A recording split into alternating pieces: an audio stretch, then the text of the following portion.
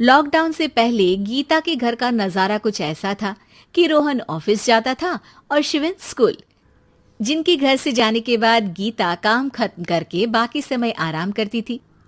लेकिन लॉकडाउन के बाद ऑफिस और स्कूल घर में ही खुल गए और इससे गीता का हाल वो तो आपको देखने में ही मजा आएगा। शिविन, ओ शिविन, महाराज उठने के लिए क्या 21 तोपों की सलामी लेंगे? अरे बिस्तर से बाहर निकल, ऑनलाइन क्लास स्टार्ट होने वाली है। अरे तुम भी हद करती हो, स्पीकर की तरह चिल्लाने की क्या जरूरत है? दिख नहीं रहा मेरी कॉन्फ्रेंस चल रही है। अब कैमरा और स्पीकर ऑन कर रहा हूं, मुझे कोई शोर नहीं चाहिए। इस पर जैसे ही रोहन लैपटॉप का कैमरा और स्पीकर ऑन करता है तभी कुकर की सीटी बजती है। करा लो अब इसे चुप। लॉकडाउन नहीं हुआ, मेरी मौत का फरमान जारी हो गया। दोनों बाप बेटे ने नाक में दम किया हुआ है। ऐसा बोलकर गीता वहां से शिविन के कमरे में पहुंच जाती है, जहां शिविन अभी भी सो रहा होता है। ओ आलसी, अब अगर 5 मिनट में नहीं उठाना तो आज तेरा गेम और यूट्यूब कैंसिल। माँ की बात सुनकर शिविन बिना 1 मिनट गंवाए उठ खड़ा होता है। उठ गया, अभी नहाकर भी आता हूँ। ये नाटक कहीं और, मुंह पर गीला कपड़ा मार और पढ़ने बैठ। शिविन की ऑनलाइन क्लास स्टार्ट हो जाती है, जिस पर गीता उसे वहां बिठाकर रसोई में चली जाती है। थोड़ी देर में उसे कमरे से कुछ आवाज सुनाई देती है, जिसे सुनकर वो कमरे में वापस आती है। हाय राम, तुझे क्लास अटेंड करने के लिए बोला था, कैमरा ऑफ करके बिस्तर पर नाचने के लिए नहीं बोला था। मम्मी मुझे कुछ समझ नहीं आ रहा, आप बाद में पढ़ा देना ना, वैसे भी अटेंडेंस तो लगी गई है। हाँ हाँ बेटा, जरूर बन जा। तू अभी से हम सबका बाप बन जा। अरे नहीं मतलब कहाँ से लाते हो इतना दिमाग, और पढ़ाई करते हुए ये चला कहाँ जाता है? नाइस क्वेश्चन, दिमाग से पूछकर बता दूंगा। शिविन की बातों से परेशान होकर गीता उसे मारने के लिए जैसे ही आगे बढ़ती है तभी वो कमरे से बाहर भाग जाता है। अब शिविन आगे आगे और गीता हाथ में चप्पल पकड़े उसके पीछे पीछे पूरे घर में दोनों घूम रहे होते हैं। इसी बीच वो रोहन के पास पहुंच जाता है और शिविन को मारने वाली चप्पल रोहन के लैपटॉप पर जाकर गिरती है। ओए माँ! मम्मी, अब पापा को चप्पल मार रही हो? वो आज तक के रिपोर्टर, चुपचाप जाकर क्लास अटेंड कर ले, नहीं तो अगली तेरे पीछे लगेगी। इस पर शिविन वहां से चला जाता है, जिसके बाद रोहन गीता से कहता है, इस सर्कस के लिए कुछ बोलना चाहोगी? अरे क्या करूं, जब से तुम दोनों घर में रहने लगे हो, घर अपने आप ही सर्कस बन गया है और मैं तुम्हारी नौकर।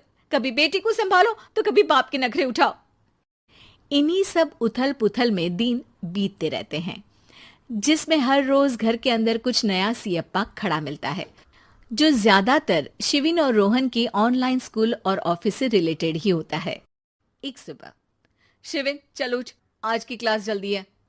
कैमरा ऑफ करके आप अटेंड कर लो।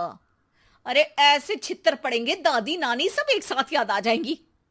गीता की लाख मशक्कतों के बाद क्लास तो खत्म हो जाती है, लेकिन उसके बाद शिविन फोन इस्तेमाल करते हुए इंस्टाग्राम रील बनाने लगता है।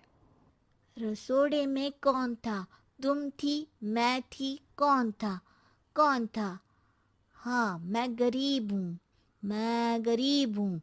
अरे ओ गरीब के बेटे, आजा, मैं बनाती हूँ तुझे गरीब। मैं बताती हूँ रसोड़े में कौन था। पढ़ाई करने बोलो तो इनकी माँ मर जाती है, और ये पागलपंतियां जितनी मर्जी करा लो। गीता शिविन को डांट रही होती है, तभी रोहन बीच में बोल पड़ता है। अरे बच्चा ही तो है, इतना गुस्सा क्यों कर रही हो? बेटे का साथ देने की इसी एक कोशिश में अब शिविन के साथ साथ रोहन भी गीता के गुस्से की सूली पर चढ़ जाता है।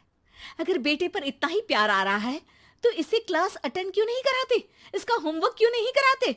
उस समय तो बहुत जल्दी मीटिंग आ जाती है, वो काम मैं करूं और यहाँ इस बेफिजुली की चीज में तरफदारी करके बन जाओ महान। हे भगवान, कोई तो इनके ऑफिस और स्कूल खुलवाओ, मैं इन्हें और घर में नहीं सह सकती। अरे कुछ और मांग लेती, क्योंकि तुम्हारी ये विश इस साल तो पूरी होने से रही, कोरोना। हाय नास पिटे ने जिंदगी ही बर्बाद कर दी।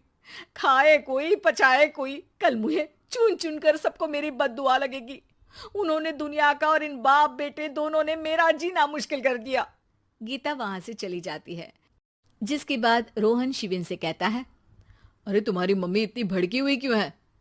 आपकी वजह से पूरा समय घर में रहते हो और उस पर कोई काम कराने की जगह बस ऑर्डर देते रहते हो। अच्छा बेटे, सारा इल्जाम मुझ पर, पूरा दिन तो वो तुम पर ही चिल्लाती है। हाँ, मतलब दोनों का 50-50 है, कुछ करना पड़ेगा। वो कहते ना, make the best out of worst. I have an idea. वैसे तुम्हारी माँ सही कहती है, बहुत जुबान चलाने लगे हो, कम बोला करो। अगली सुबह रोहन और शिविन अपनी गलती को सुधारने के लिए गीता के उठने से पहले घर का आधा काम खत्म कर देते हैं, जिसे देखकर गीता खुश हो जाती है और फिर बाकी बचा काम वो तीनों मिलकर पूरा कर लेते हैं। जिसके बाद अब वो सब मिल बांट कर हर काम में एक दूसरे की मदद करते हुए लॉकडाउन का मजा लेने लगते हैं।